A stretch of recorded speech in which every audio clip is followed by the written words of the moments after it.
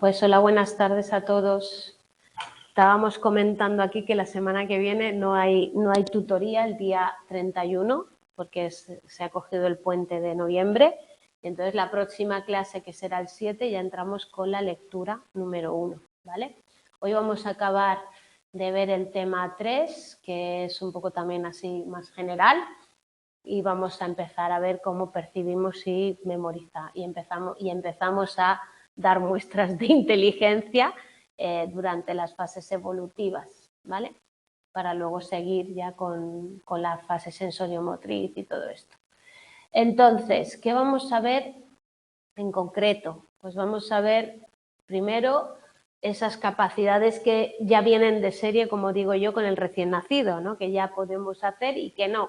Ahí, por supuesto, sistemas para transmitir en cierta medida información y luego todos nuestros reflejos que vienen con nosotros, con los que nacemos y que luego nos permitirán desarrollar a partir de ellos otras conductas. Luego vamos a ver tema de la percepción, ¿no? Cómo se va desarrollando, cómo vamos dándonos cuenta de lo que nos rodea, qué nivel vamos adquiriendo, y para terminar en la imitación, que es el hito evolutivo en el cual ya se empieza a observar cierta memoria, porque si yo imito algo, quiero decir que lo tengo que guardar, ¿vale? Y si ya hablamos de imitación diferida, es cuando ya empezamos a decir, este niño ya está guardando cositas en su cabeza, ¿vale?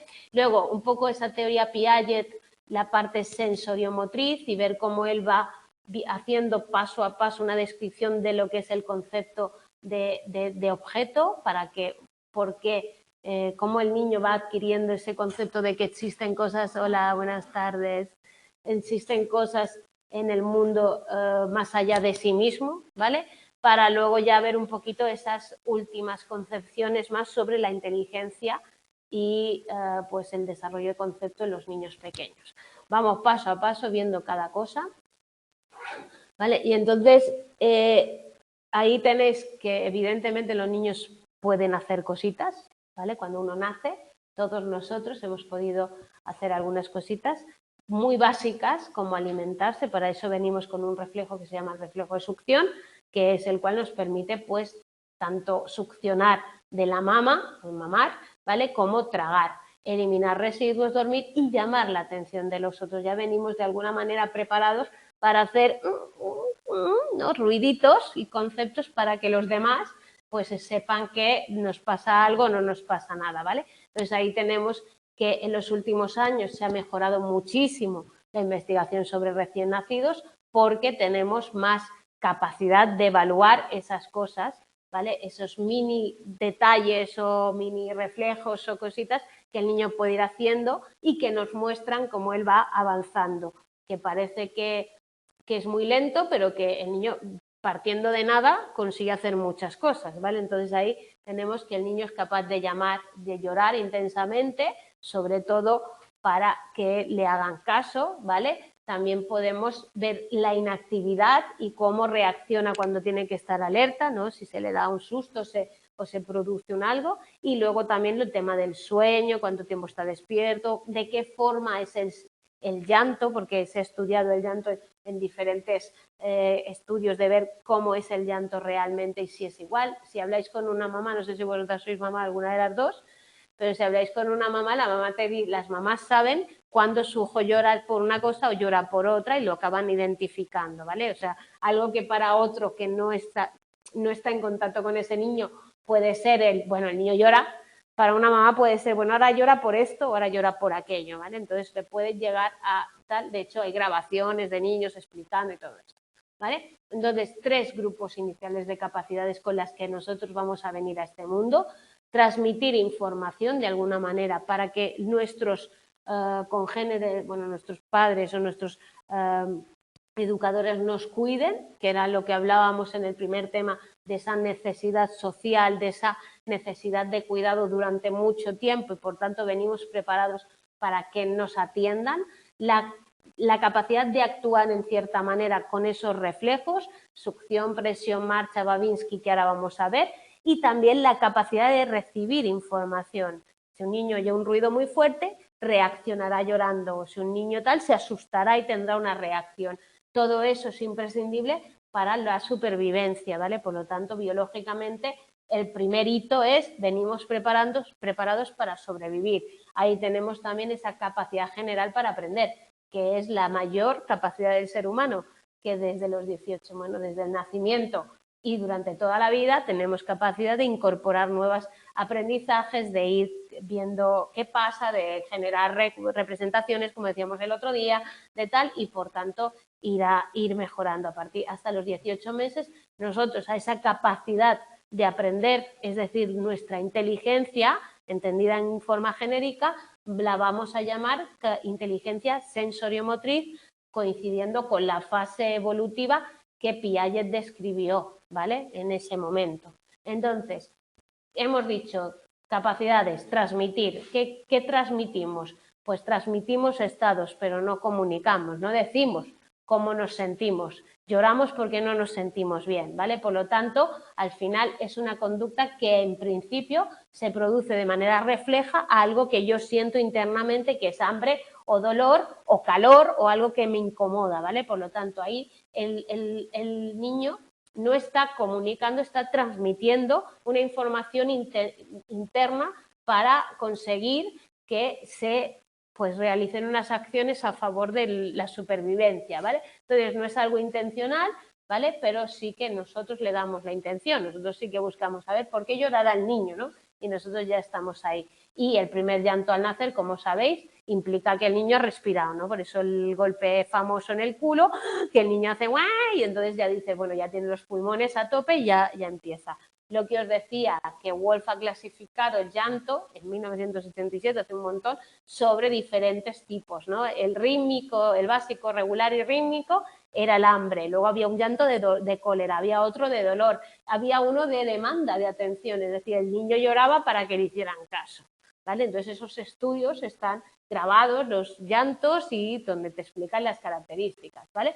Entonces, sí que sabemos que el llanto es algo que produce un efecto muy profundo en los adultos. Nosotros nos irrita oír a un niño llorar en un avión, nos preocupa oírlo llorar y que tenemos como una necesidad de hacer algo. Incluso se dan variaciones en el ritmo cardíaco y en la conductancia de la piel, ¿vale? De la madre, con lo cual eso también define que en cierta manera estamos preparados para atender a esos bebés, a esos niños que están necesitados, ¿vale? Seamos o no seamos padres o madres, tiene un efecto que es muy, muy poderoso sobre el ser humano, ¿vale? Entonces, empezamos luego con la expresión de la cara, ¿vale? De los músculos que el niño va a poder ir transmitiendo. Es otra medida de transmisión de información. O sea, no comunica, sino que hace ruidos y luego llora en principio, luego hace ruidos y luego empieza a gesticular. De hecho, la expresión emocional es una de las primeras cosas que se producen en los niños, ¿vale? Y hay toda una teoría sobre de dónde viene y por qué, y es innata y todo esto, ¿vale? Entonces ahí tenemos que el niño en pocos meses ya es capaz de expresar algunas emociones como el miedo, la tristeza, la tranquilidad, el interés, el cansancio. El niño ya transmite con esa expresión incluso la sonrisa, que al principio es puramente fisiológica, es como una mueca, pero que luego empieza a ser un reconocimiento de que algo está bien y por tanto adquiere un valor social. Cuando el niño empieza a sonreír, nos hacen caso, nos escuchan, nos miran, nos hacen más bromas. Entonces, al final es un reclamo, de alguna manera, para que nuestro entorno nos haga pues un poco de caso. Entonces, ahí está, es capaz de hacer unas expresiones emocionales para que los demás puedan reaccionar. De ahí la importancia de toda la parte emocional y de la expresión, ¿vale? La expresión de ira, enfado, el sonriente, y todo eso también va a llamar la atención de él. Un niño que vea cara enfadada, pues va a cambiar, va como a bajar la vista, va como a hacer que no te ve, ¿vale? Y es una reacción que se produce en los niños. Y luego si te ves sonreír, pues el niño te va a mirar más, ¿vale? Es como algo que tal, porque hay estudios que demuestran que la cara humana es uno de los mayores reclamos para la atención de un niño. Es decir, si un niño le ponemos un objeto y le ponemos una cara, el niño va a responder mucho más a la cara, se va a fijar más en la cara que en cualquier objeto que le podamos poner. ¿Por qué? Porque la cara tiene una capacidad muscular muy grande, tenemos muchos movimientos, tenemos muchos micromúsculos y por tanto el niño ahí ve un mundo de estimulación y le atrae, ¿vale? Entonces, nosotros hemos dicho para transmitir, ahora vamos a ver para actuar. Para actuar tenemos los reflejos, que son unas conductas que se van a poner en marcha de manera relativamente automática cuando se producen determinadas condiciones. Es decir, los reflejos no aparecen en cualquier momento, sino que tiene que darse una condición, ¿vale? Por lo tanto, algunos se parecen a cosas que vamos a tener de adultos y otros solo existen en los bebés y luego van a desaparecer. Entonces, de algunos sabemos para qué sirven, de otros no sabemos ni para qué sirven porque desaparecen y no sabemos cuál es su objetivo o cuál es su sentido. Pero, por ejemplo, el reflejo de succión. Si nosotros le ponemos algo a la boca al niño, el niño chupa, ¿no? Eso es la tetita primero y luego el niño va a chupar. Ahí es la alimentación desde el nacimiento y se va a consolidar desde los primeros días. Biológicamente necesario e irreemplazable. Luego el reflejo de búsqueda, ¿vale? Es que el niño cuando le pongamos y le toquemos, el niño va a buscar, ¿no? Si vosotros veis, en algún punto os he puesto un vídeo de YouTube de estos que hay para poder ver esos reflejos y ver cómo se mide además y se evalúa a un niño a ver si tiene bien los reflejos o no de recién nacido. Entonces ahí tenemos que el niño cuando tú le tocas aquí, el niño girará la cabecita y buscará porque él busca esa succión. Entonces es importante para sobrevivir porque si el niño está así pero no busca, pues al final no reaccionará. Cuando la mamá le pone el pecho en la boca al nene, el nene busca, ¿verdad? Es un reflejo necesario. Luego está el de presión. Cuando nosotros le ponemos el dedito en la mano, el niño coge ese dedo, ¿no? Cierra, de manera que se agarra, ¿vale? Y parece que tiene una relación con el transporte. Cuando el niño lo llevábamos a algún sitio, pues eso nos hacía tal, ¿vale?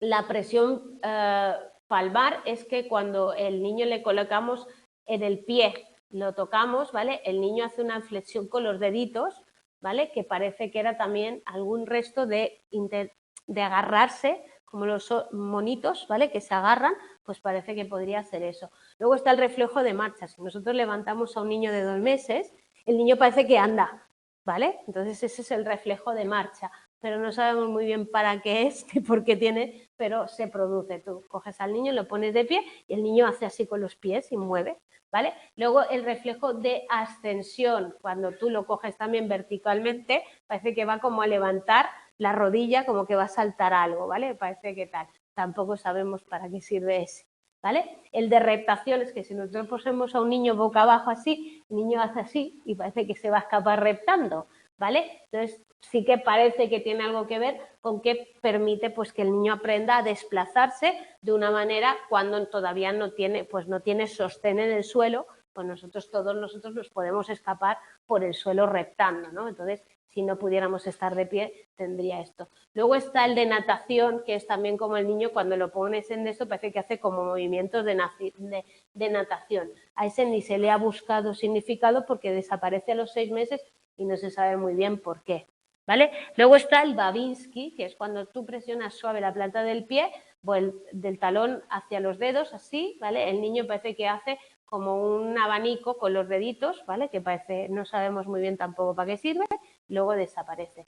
Luego el de Moro es cuando se oye un sonido intenso, el niño parece que hace como un susto, ¿vale? Que parece que reacciona. Entonces parece que eso es para prevenir caídas, ¿no? Que es como que oigo el ruido y me voy a poder caer o que me vas a soltar, ¿vale? Y el niño, si te lo cogéis con la... Claro, cuando tú ves el dibujo y ves a un bebé ahí cogido solo con una palma de la mano y el niño hace así.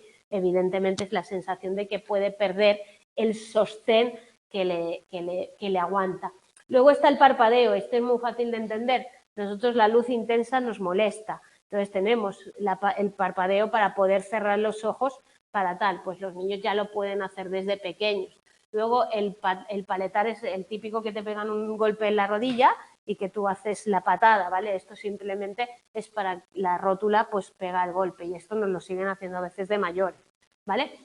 Luego el tónico cervical, que es cuando el niño está tendido boca arriba, ¿vale? Se gira hacia un lado, es decir, normalmente el niño se puede girar, ¿vale? Y girar todo el cuerpo, ¿no? Como que hace la vuelta, ¿vale? Entonces también desaparece, pero parece que podría tener que ver con el tema de la coordinación. Algunos no sabemos. Y ahí tenéis un poco una imagen, ¿vale? Para verlos. Esto es el reflejo de búsqueda, que le toca si el niño gira, ¿vale? El reflejo de palatar, el reflejo de marcha, el de reptación, el de moro, ¿vale? El de natación y el de subir y bajar escaleras, que el niño si lo pone, pues lo parece, ¿vale?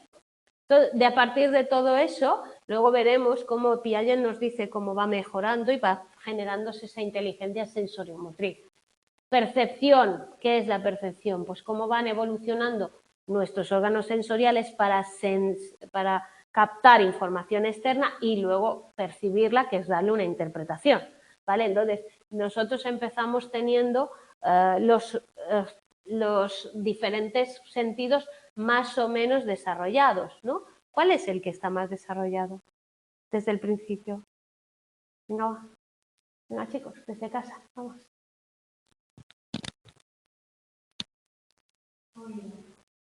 ¿Verdad?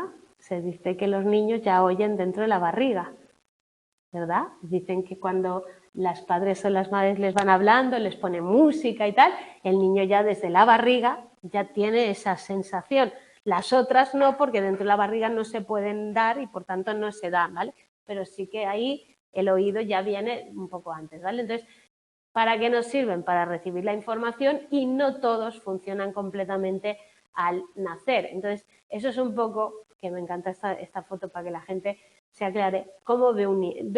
La gran pregunta, ¿pero los niños ya te ven o no te ven? Verte, ven sombras, ¿vale? Es decir, el niño lo que pasa es que nace sin la precisión, ¿vale?, en la cual la retina puede hacer esa focalización de lo que está viendo.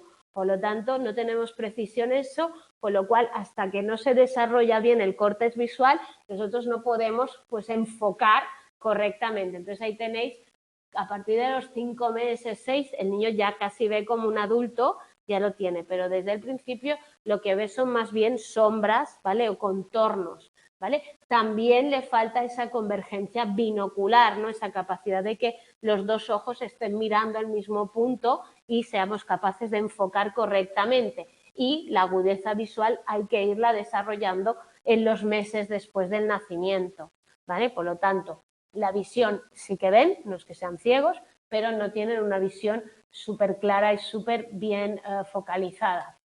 Por lo tanto, no pueden tampoco atribuir significado. Es decir, que yo vea esto no quiere decir que entienda que es un boli de ordenador, de no sé qué, o no sé qué es esto. Yo veo algo, pero no sé qué es. Ahí está que hasta que no desarrollamos conceptos o representaciones mentales, no podemos dar significado a las cosas, pero sí que las vamos viendo y a partir de verlas vamos a ir creando significados, es decir, el proceso se tiene que ir dando, ¿vale? Por lo tanto, vamos a ir desarrollando, primero vemos, luego vamos a ir entendiendo lo que vemos, vamos tal, ¿vale? Desde el nacimiento se distingue luz y oscuridad, es verdad, el niño sabe cuando está oscuro y cuando está tal, y también lo más luminoso, es decir, si tú me enfocas una parte de la habitación, pues yo me fijaré más en esa parte porque me llamará más la atención, ¿vale? Prefiere figuras con pauta, es decir, los tableros de ajedrez, las cosas que ya están, y también se estudia midiendo el tiempo que él detiene la mirada, es decir, cómo sabemos que a un niño prefiere una cosa que otra. Pues hemos hecho eso que se llama experimentos de habituación, donde el niño vemos cuánto tiempo se queda mirando algo. Si se queda más tiempo mirando una cosa es que le llama más la atención que otra, ¿vale? Entonces, ¿cómo sabemos que los recién nacidos miran una cosa y no? Pues de esa manera, que es una de las maneras en que nosotros luego veremos en desarrollo 2 cómo se investigan los niños.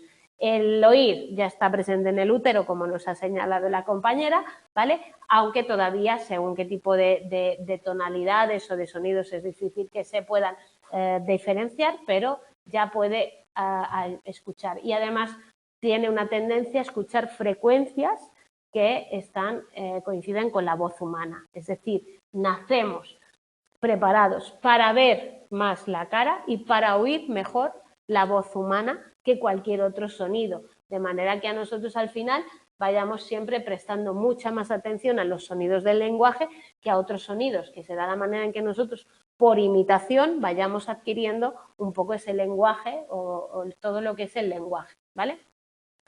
El olfato y el gusto sirve para determinar sustancias. Al final los niños los niños son capaces de reconocer esos gustos o sabores desde pequeños y nos lo muestran con su cara. Es decir, es que no le ha gustado nada. El amargo, aunque lo sigan comiendo. Yo tenía un sobrino que tengo un sobrino que cuando le dabas un limón se lo ponía en la boca, hacía así, pero luego te pedía más y tú decías, oh, qué raro eres, pero bueno, entonces el niño empieza a tal. Y podemos diferenciar lo que le gusta o no le gusta. De hecho, por eso al introducir la comida, el niño empieza pues a y no me gusta, que es su manera de decirnos esto no es lo que tú me das. Cuando le cambiamos sabores o le introducimos sabores nuevos, un niño muy pequeño puede hacerte un rechazo ya desde muy pequeños a un alimento tal porque ya están empezando a distinguir esos sabores, ¿vale?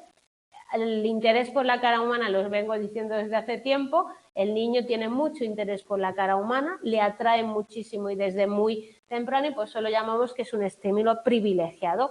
¿Por qué? Porque tiene mucho contraste, es tridimensional, tiene mucho movimiento, hay diferentes partes como la boca, la nariz y tal. De hecho, el niño lo primero que hace es manipular, ¿no? Tocarnos la cara para ver qué hay o no hay, ¿vale? Entonces, tenemos que el niño al final les atrae mucho más esos contrastes y esas dimensiones que no algo más estático o más lineal que no puede diferenciar o que no le permite pues esa diferenciación que a él le cuesta todavía realizar, ¿vale?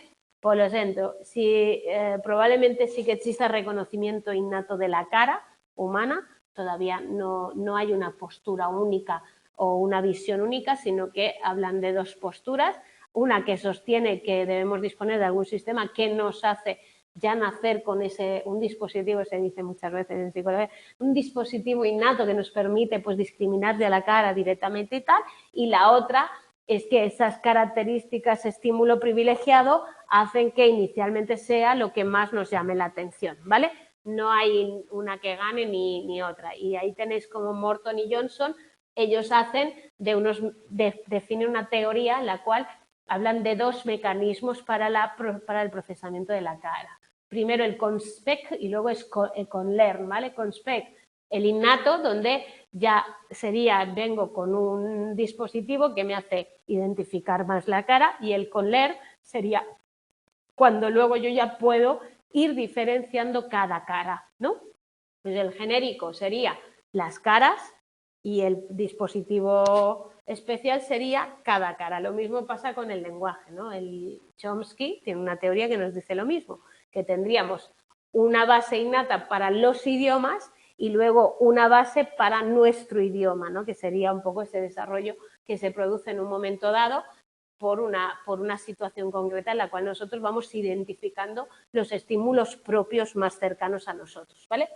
El desarrollo de la percepción no hay una visión integradora ni una perspectiva teórica que nos lo permita. Ahí se habla de que hay un proceso de desarrollo del sistema nervioso, evidentemente, como hemos visto antes, se va desarrollando el córtex visual, se va desarrollando el córtex auditivo, se va tal, y por tanto todo eso también nos va a ayudar a mejorar, pero no quiere decir que eso explique todos los procesos que se van dando. Sí que es verdad que los sistemas se desarrollan con mucha rapidez, por ejemplo, el sistema visual, porque se van produciendo cambios fisiológicos, neuronales en este caso, en cuanto a la mielinización de ciertas partes del córtex visual, que permite que se mejore y se produzca rápidamente una fibra, unas redes neuronales que permiten pues detectar mejor y explorar mejor todo lo que sea visual, desde los límites de la figura, los contrastes, fondo, figura, etcétera, etcétera, ¿vale? Entonces, todo eso,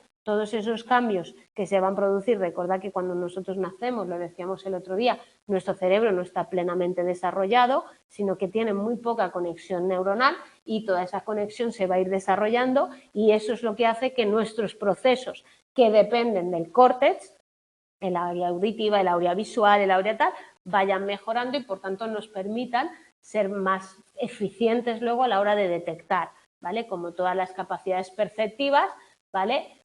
Parece que las hacemos de manera automática y sin esfuerzo, pero durante los primeros meses de nuestra vida no ha sido ni tan fácil ni tan automático. Ha habido un proceso en el cual se han ido adquiriendo pues esas conexiones y se han ido creando pues esas capacidades, ¿vale? Por lo tanto, nosotros el progreso en el conocimiento de realidad hay que irlo atribuyendo a esa progresiva capacidad de ir encontrando pues diferentes formas, viendo la constancia de la forma, es decir, saber que hay unas imágenes que son siempre así, da igual cómo las veamos, es decir, esto se ve mucho en el tema que vemos los dibujos, pero bueno, el clásico que tú miras pues una figura y la miras desde un lado o la miras desde otro. Pero si nosotros no tuviéramos esa capacidad de constancia de la forma, al mirar un objeto desde un lado pensaríamos que es de una manera y al mirar de otro pensaríamos que es de otra y sin embargo todos sabemos cómo es la forma. Imaginemos un jarrón que lo vemos desde un lado y tiene un asa, ¿vale? Y lo vemos desde enfrente y no le vemos el asa, pero nosotros sabemos que tiene ese asa, ¿vale? Es un poco esa idea. Y luego la constancia del tamaño, cuando tú te acercas a algo es más grande, cuando lo ves de lejos es más pequeño, pero nosotros acabamos sabiendo que eso tiene el mismo tamaño, no es que cambie, cambia nuestra posición con respecto a ese objeto, ¿vale? Todas esas cositas que para nosotros son de lo más normal del mundo, es lo que los psicólogos estudiaron y dijeron, no, pero es que los niños eso todavía no lo tienen, o todavía no tienen lo de la visión del precipicio, que ya veremos que es un experimento que se hizo. Entonces, al final nosotros, esa constancia de tamaño y forma no son algo que venga innato, sino que a partir de unos años se van adquiriendo, ¿vale? Y entonces sabemos que los niños desde pequeños no ven las cosas igual que las vemos nosotros de adultos, ¿vale? Bowney tenemos que lo ubica a partir de los 6 semanas, luego investigaciones hablan de 4 o 6 meses, ¿vale? Dependiendo de las investigaciones, nos van a decir que hay una edad u otra edad de referencia a la cual se adquieren esas cosas, ¿vale? Luego el enfoque de principios, que es que los niños al nacer vienen también, esto es lo que os hablaba de Chomsky, ¿vale? Chomsky, como veis aquí abajo, hizo la teoría de los principios y los parámetros. Los principios serían los que nos permiten reconocer el lenguaje en general, es decir, capacidad innata que tenemos todos los seres humanos de adquirir una lengua con cualquiera, ¿vale?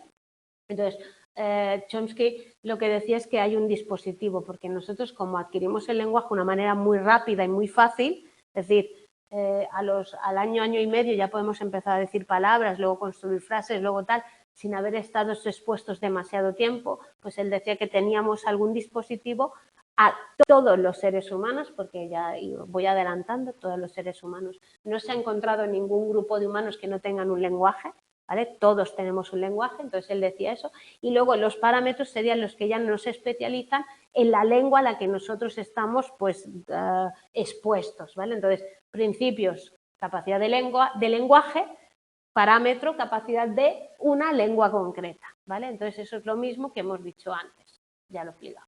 Vale, entonces ahí tenéis, por ejemplo, lo de la percepción de la profundidad. ¿Cómo se experimentó, cómo se supo que los niños no veían o no eran capaces de entender lo de la profundidad? Pues con este bichito que tenéis aquí tan mono, les hicieron la putada de poner unos cuadrados así y encima poner una pasarela de cristal, ¿vale? Entonces, si el niño no tiene percepción de precipicio, el niño sigue andando, porque no ve la caída, ¿vale? Si tiene percepción del precipicio, el niño cuando llega al límite de los cuadritos ve para abajo y dice, uff, aquí me mato, ¿no? Es un juego. Entonces, Gibson igual utilizaron ese dispositivo de precipicio visual, ¿vale? Para ver si los niños se paraban o no se paraban a la hora de gatear sobre un precipicio. Entonces ellos empezaron a hablar de que a los 6 meses en adelante el niño ya se niega a cruzar, ya ve que hay una caída, ya dice, esto ya aquí se acaba, y entonces el niño ya no cruza. Entonces el niño ya es capaz de percibir la profundidad, ¿vale? Pobrecitos de los psicólogos que a veces dicen, madre mía, la que hicimos. ¿Sí?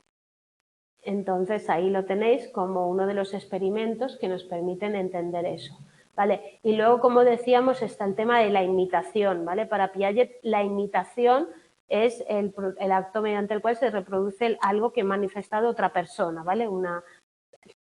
Y para él, uy, que me ahogo. es donde se inicia, es la primera manifestación, no me lo tengáis en cuenta, la primera manifestación de inteligencia sensoriomotriz. ¿Por qué? Porque para imitar algo, es decir, claro, si tú me haces repetir lo que tú haces, no estoy imitando, ¿vale? Imitar es, tú lo has hecho y luego yo lo hago, ¿vale? Si tú lo has hecho y luego yo lo hago, yo lo he guardado en mi cabeza, ¿vale? Si tú lo haces y yo lo hago a la vez, no lo estoy guardando, simplemente estoy reproduciendo, ¿vale? Entonces él, a finales de los 70, propuso esa primera imitación como la manera de retención de información por primera vez en la cabeza y, por tanto, como inicio de la memoria, inteligencia, al nivel que sea, pero así, ¿vale? Entonces, a partir de ahí, Meltzoff y More, ¿vale?, publicaron ya datos sobre esas imitaciones tempranas en bebés de 2-3 semanas, que es cuando el bebé te hace, pues si tú le haces, luego te hace, ¿sabes? Ya es una imitación, ¿vale? Pero para Piaget eso se produce un poco más tarde. Simplemente se habla de un emparejamiento visual, es decir, yo veo algo y lo repito. Y otra cosa es que yo veo algo, lo guardo y luego lo imito, ¿vale? Es un poco la diferencia. Pero la imitación es como el primer rasgo, las imitaciones diferidas, el primer rasgo de que el niño es capaz de retener información en la cabeza, ¿vale? Aunque estos autores vuelven a decir que han visto pues imitaciones antes de las que proponía el propio Piaget en sus estudios, que eran hacia los 9 meses, ¿vale? Entonces Piaget no dice que haya imitación diferida hasta los 9 meses, ¿vale?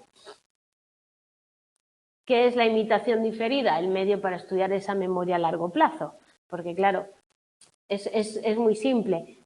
Jugar a las cocinitas, hacer un juego que ha hecho alguien, volver a repetir un muñeco que has hecho antes con otra persona haciéndolo tal. Claro, si un bebé ya es capaz de colocar encima las figuritas como tú le has colocado, quiere decir que él ya se acuerda de que tú se las has colocado de una determinada manera y, por tanto, ya está guardando un poco información, ¿vale?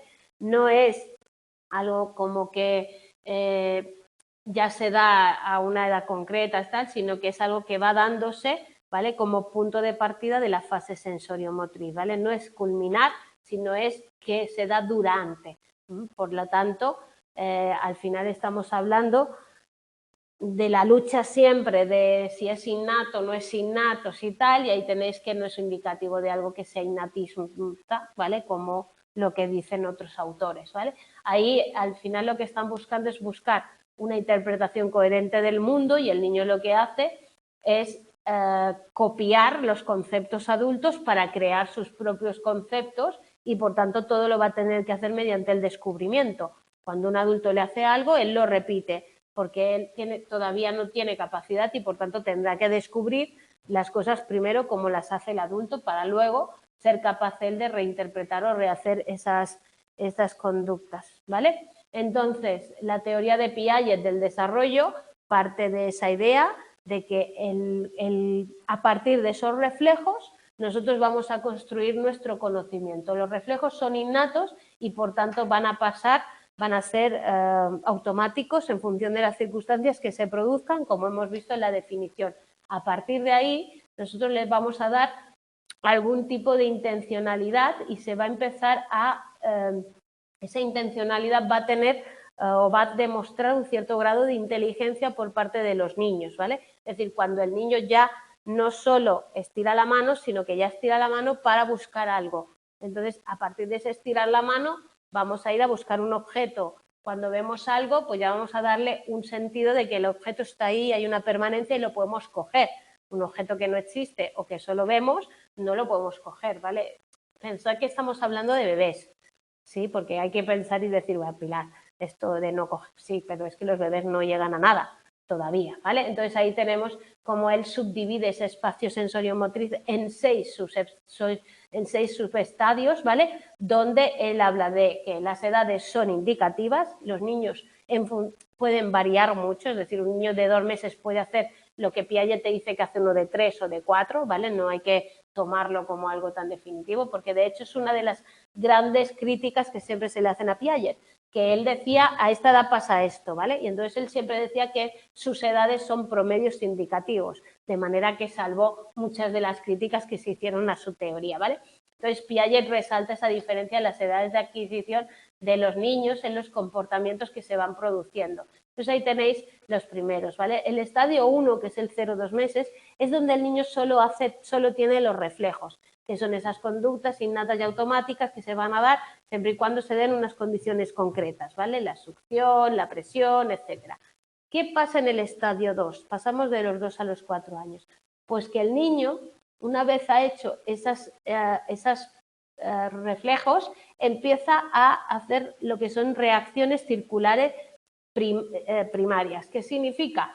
Repetir, ¿vale? Por ejemplo, de succionar succionar del pecho de la madre, pasa a succionar el dedo. Está haciendo lo mismo, pero a otra cosa, ¿vale? Entonces, repite de manera circular lo mismo que ha hecho con el reflejo, ¿vale? Entonces, eso serían reacciones circulares primarias, donde el niño, por asimilación y acomodación, porque recordad que Piaget siempre habla de asimilación y acomodación, empieza a repetir algunas cosas que él ya ha hecho, que son esos reflejos, ¿vale? Por eso se dice que a partir de los reflejos parte todo, ¿vale? Luego, entre los 4 y los 8, empezarían las reacciones circulares secundarias, donde esas primeras conductas de chupar, que son casi sin intención, sin nada, empiezan, ¿vale?, a tener una motivación, un algo, ¿no? Como pues empezar a tocar o a asir o a discutir o a golpear cosas, ¿vale?, que le resultan graciosas al niño, ¿no? El niño coge una pelota, es un bebé, no hace nada más, pero esto le resulta gracioso. Eso es una reacción circular secundaria. Ya empezamos a coordinar, ¿vale? Porque para que yo pueda coger algo y haga así, significa que ya tengo sensación de presión y visión, ¿vale? Entonces, eso es el proceso evolutivo que se nos da en la fase sensoriomotriz, que es, hay una lectura que lo explica muy bien. Es como que imaginaros al niño que ve pasar algo y dice, uy, ¿esto qué es? Y ve la mano, pero es que luego descubre que hay otra y después descubre que las puede chocar, ¿vale? Entonces es un poco ese ir adquiriendo, ¿vale?, esa visión de diferentes cosas. Luego ya empezamos a coordinar esos esquemas secundarios, es decir, esas primeras reacciones circulares secundarias ya puedo buscar hacerlas para algo, para coger algo, ¿vale? Yo ya voy a coger la botella o el chupete o el vive o lo que sea, ¿no? Y empiezo a tener ya conductas en las cuales ya voy haciendo algo yo intencionadamente para tal. O, por ejemplo, el bebé llora cuando ve que su madre se levanta, porque la madre se va a ir, ¿vale? Porque va a pasar algo. Yo ya voy a empezar a ver algo ahí, a prever algo, ¿vale? Luego vienen las reacciones circulares terciarias, donde yo ya veo nuevos medios para experimentar activamente lo que yo ya tengo hecho. Es decir, voy a repetir lo que yo ya hacía en otras circunstancias, de manera que yo voy a variar esas reacciones que tenía, ¿vale? Entonces ahí tenemos cómo va a ir cambiando pues todas las conductas del bebé, porque el niño ya va a tirar las cosas, a empuñarlas, a hacer diferentes cosas. Y por último, el estadio 6 es la invención de nuevos medios por combinación mental, es decir, a partir de ahí el niño ya empieza con esa representación. Aquí ya hay imagen simbólica, por lo tanto el niño ya puede sacar cosas, buscar, ¿vale? Ya puede hacer según qué tipo de conductas que en ese proceso de repetición él no hacía, ¿vale? Y por tanto ya hemos mejorado y además ya tenemos el pensamiento por ahí metido. En cuanto aparece todo lo simbólico, significa que el niño ya piensa, ¿vale? Ya es capaz de imaginar, de reproducir, de tal. No piensa racionalmente, pero sí ya tiene una parte más memorística, ¿vale?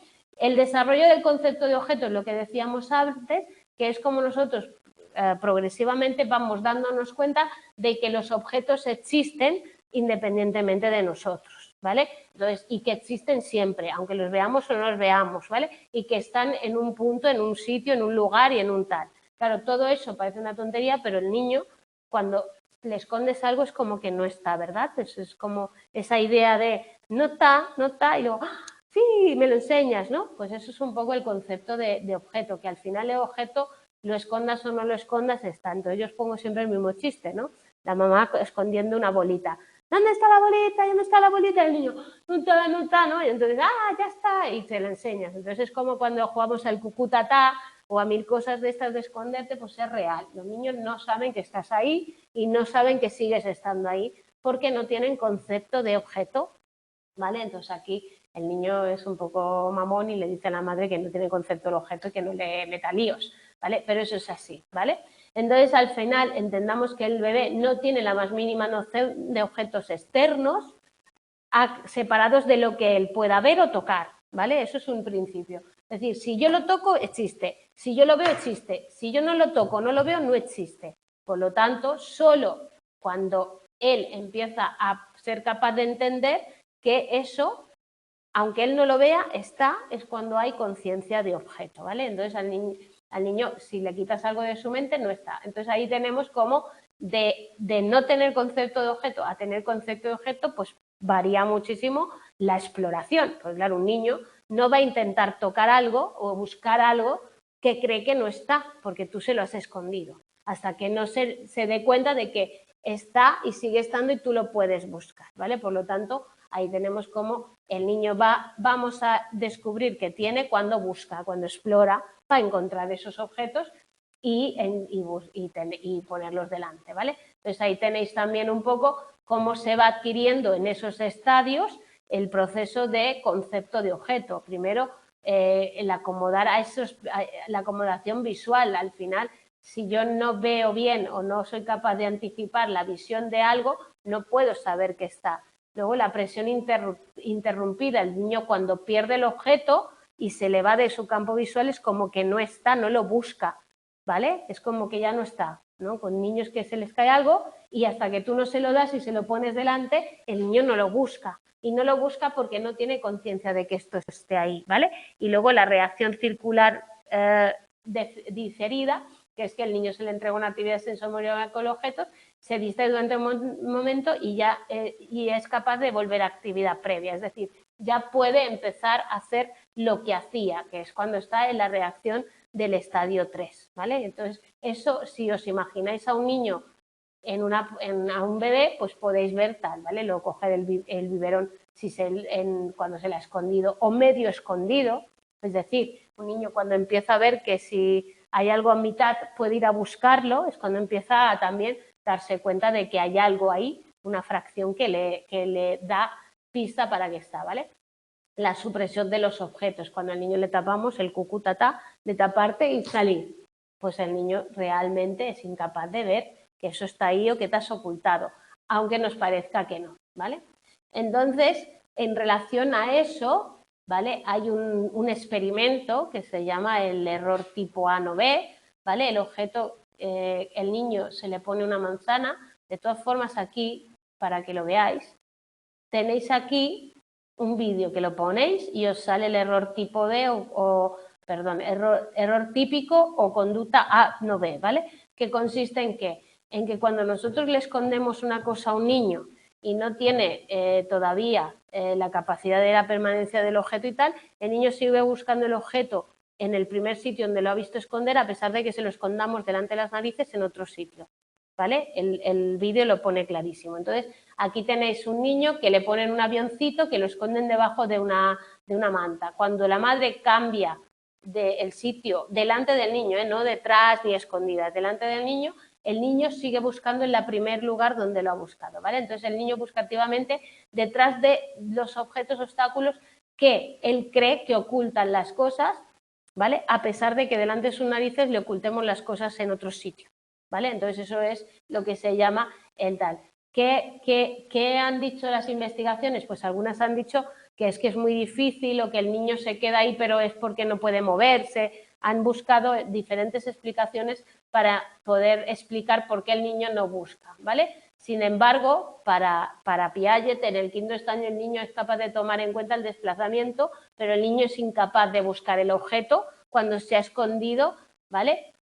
Sin que lo haya visto. En el estadio 3, en el quinto empieza esto, en el sexto ya es capaz de buscar objetos escondidos mediante desplazamientos invisibles, es decir, yo tenía una pelota, ahora me la has quitado, ya puedo buscarla, ya tengo intención de buscarla, porque ya empiezo a tener lo que es la constancia y la permanencia del objeto. El objeto sigue estando ahí, aunque me lo hayas escondido, aunque yo no lo vea, ¿vale? Y eso es un hito evolutivo importante del estadio sensoriomotriz, ¿vale? Y luego, pues, ¿cómo se han replicado esos? Por lo que decíamos, siempre se intenta comprobar, porque como decíamos, Piaget hizo la gran teoría evolutiva sobre la cognición, ¿vale? Y no ha habido otra gran teoría de momento que la pueda, sustituir, a pesar de todos los avances que hemos hecho. Por lo tanto, la mayoría de los experimentos que tenemos ahora son simplemente pruebas de partes de la teoría de Piaget para ver si es real o se puede comprobar o no, teniendo en cuenta que una de las cosas que se critica mucho a Piaget es la metodología que él utilizaba, que es el método clínico, donde él iba interactuando con los sujetos, le iban contando lo que iban haciendo, ¿vale? Por lo tanto, muchas de esas propuestas que buscan comprobar la propuesta inicial de Piaget para ver si se cumple o no se cumple. Entonces, ahí tenéis, por ejemplo, unos autores como Udgiris y Hunt que diseñaron eso para comprobar, ¿vale? Pues estadísticamente una prueba sobre el desarrollo sensorio-motor. Entonces ellos confirman consiguen la confirmación de la secuencia de estadios de Piaget, esos 6 que hemos dicho, desde los movimientos desde los reflejos hasta los movimientos circulares primarios, los secundarios, los terciarios y tal, ¿vale? Y hacen una conclusión favorable. Luego, pues esos estudios siempre suscitan, ¿vale?, que se mida más la capacidad del bebé. Entonces se dice que Piaget o sobrevalora o infravalora la capacidad de los bebés a la hora de hacer según qué conductas. Pues que Piaget observó a sus hijos, o sea que tampoco se fue mucho más allá.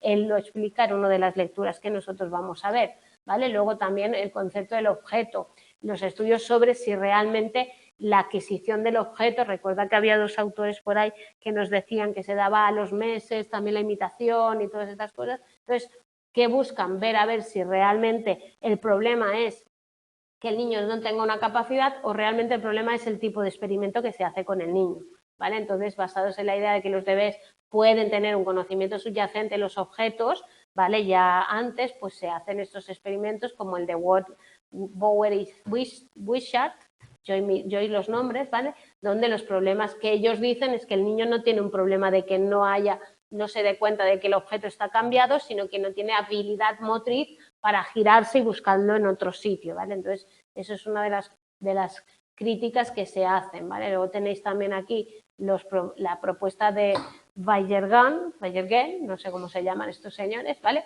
Donde ellos también dicen lo del tiempo, ¿no? De los acontecimientos y cuánto tiempo ellos dedican a buscar una actividad o realizar una actividad, y ellos hablan de esa habituación y de que el bebé de 3 meses ya tendría algo más de capacidad de la que dice Piaget y, por tanto, ellos hablan de que muestra una percepción intermedia, ¿no?, de transición entre lo que dice Piaget, ¿vale?, y la capacidad de buscar un objeto oculto, ¿vale? Entonces ellos encuentran ahí una fase intermedia para esa búsqueda de objetos, ¿vale? Lo mismo con estos señores que hablan de que no encuentran nada en contra de Piaget. Te digo, todo lo que hay ahora es Piaget sí o Piaget no, ¿no? Un poco así, ¿vale? Fisher y Biddle, lo mismo, no contradicen la Piaget, ya que muestra que los bebés pues son capaces de buscar un objeto de forma completa y todo esto, ¿vale? Lo mismo, explicación de ese error tipo ANOVA, pues lo mismo, que al final parece que existe una capacidad de comprender más temprana de la que proponía Piaget, ¿vale? Pero lo mismo, hay una desfase entre la sensibilidad de las tareas perceptivas, es decir, lo que el niño ve y lo que el niño es capaz de hacer a nivel motriz. Por lo tanto, el niño ve una cosa, pero es capaz de hacer otra, pero todavía no, ve una cosa, pero no es capaz todavía de cambiar la idea de girarse y buscar otra cosa, ¿vale? Es un poco esa la idea. Entonces, ellos hablan de esa gradualidad de tener la capacidad de hacerlo y que a lo mejor esa identificación del objeto puede ser previa, pero no hay una capacidad de respuesta de la situación, ¿vale? Eso es lo que nos quieren proponer, ¿vale? Entonces, se han hecho otros estudios para reconocer todo esto, ensayos de posición inicial A con diferentes distancias A y B. Esto es lo mismo que os he dicho, un niño con 2 agujeritos delante, dos mantitas que lo tapan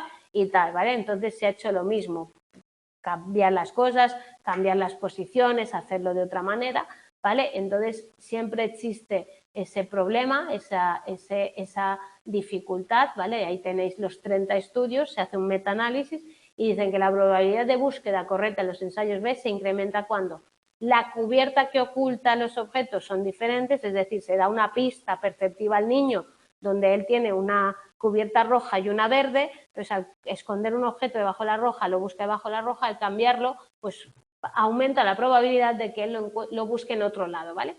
Cuando el momento de escondite, cuando el número de escondites es mayor a 2 y con la edad, ¿vale? Pues al final se incrementa la probabilidad de que el niño pueda no cometer el error tipo A, no B, tipo A y B, en función de la edad que tenga, que es lo que decía Piaget, básicamente, ¿vale? Entonces, también esas concepciones sobre ese desarrollo, que los bebés en edades tempranas poseen conocimientos sobre los objetos, ¿vale? Pero no son capaces de mostrar que lo conocen o que se dan cuenta porque no tienen la maduración para exponer pues una respuesta más correcta, que sería esa incapacidad de dar una reacción motriz o de hacer según qué tipo de comportamientos, ¿vale? Entonces ahí tenéis que ese retraso en las conductas de búsqueda del objeto no se puede dar porque hasta los 7 meses no se puede hacer una acción medio-fin, buscar una finalidad en lo que haces. También que el error tipo A no B es por esa inmadurez de la memoria, que el niño no es capaz de inhibir algo que ya ha hecho, es decir, tiene una respuesta que repite, como una respuesta circular, como decía Piaget, que él va a repetir eso siempre, ¿vale? Y no es capaz de decir, no, es que está aquí, ¿vale? Sino que él sigue haciendo la misma conducta, ¿vale? Y lo mismo, el desarrollo de las áreas motoras suplementarias, es decir, todo el desarrollo de la corteza en aquella parte motora, tarda entre los 5 y 9 meses, con lo cual, en según qué edad yo le pongo al niño a hacer algo y todavía no tiene la coordinación motriz para poder hacerlo, ¿vale? Que es un poco la explicación que se da a ese error, ¿vale? Entonces, enfoques de los procesos adaptativos, pues lo que dicen es que los niños al nacer, esos niños tienen algo innato que restringen su relación cognitiva con el medio, que no hay unos principios determinados, ¿vale? Sino que al final el niño tiene que ir adquiriendo ese conocimiento de manera gradual, ir haciendo, pues experimentando y aprendiendo a hacer todas esas conductas, que es lo que nos dice el conexionismo, ¿no? El conexionismo nos dice que no venimos con nada básico, sino que todo es a base de aprendizaje y de generar redes cognitivas que se van conectando entre sí, conexiones, ¿vale? Que se van conectando para dar lugar a las diferentes conductas o capacidades que van apareciendo, ¿vale? Entonces, el enfoque de los procesos adaptativos dice eso y no se va a si es innato o no es innato, ¿vale? Luego hay otros enfoques dentro de ese mismo enfoque, proceso adaptativo, como son los que buscan cuáles son las dificultades para que el niño pueda o no pueda hacer eso, y el otro el que dice que hay que ver cómo evolutivamente se van dando situaciones que permitan que el niño vaya adquiriendo esa conducta por esa creación de las conexiones nerviosas que serían las redes conexionistas, ¿vale? Y a partir de ahí ya está. Todo el misterio es, ¿existe o no existe el objeto? ¿Vale? Un poco más tenso esto. Pero bueno, preguntas, dudas, ¿os ha quedado muy claro? Al final un poco coñazo lo de las investigaciones, pero bueno, hay que tener claro quién dice qué, porque luego puede ser que nos lo pregunten también, ¿vale? Alguna preguntilla sobre quién dijo que Piaget o dice que Piaget no tal, ¿vale? Pero bueno, aparte de eso, hay que saber las fases y la permanencia del objeto, que es un hito importante para la evolución del niño. Y eso es todo, chicos. En casa habéis estado todo el rato callados sin decirme nada, pero espero que lo hayáis entendido. Si no, dicho, semana que viene no nos toca. Ahora, las lecturas 1 y 2 hablan mucho de todo esto, ¿vale? Vuelven a hablarnos del desarrollo, vuelven a hablarnos de la teoría de Piaget, vuelven a hablarnos de cómo él hizo sus experimentos y, por tanto, le daremos más vueltas a todos estos contenidos que hemos dado en los 3 primeros temas, ¿vale? Sin otro de esto, os deseo buen puente, que descanséis. Nos vemos.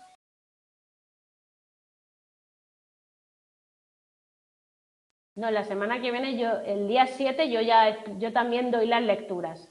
Las lecturas están incluidas en el pad.